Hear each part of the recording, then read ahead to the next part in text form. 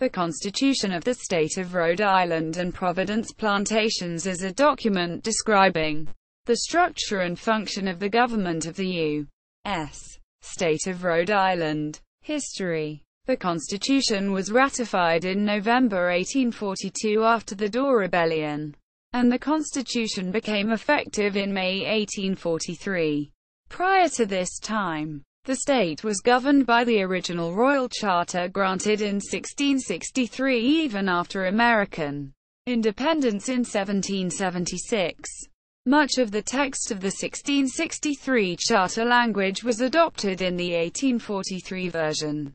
Article 2, Section 1 of the 1842 Constitution continued the requirement of the royal charter, which held that only landowners with $134 in property could vote. This provision would be overturned by a subsequent amendment. The new constitution extended universal suffrage to all native adult males, including black males, for the first time in Rhode Island history, provided they met property holding and residency requirements.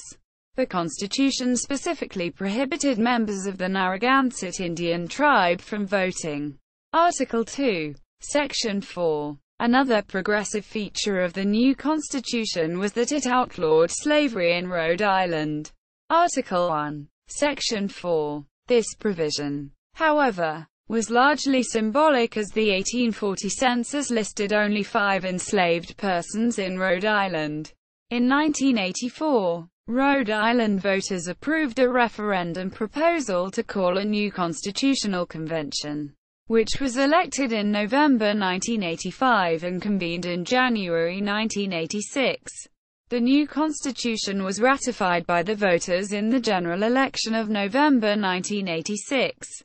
On January 20, 1987, the state's first new constitution in 144 years was officially entered into the state archives. Text of the Rhode Island Constitution. Full text of the 1842 Constitution.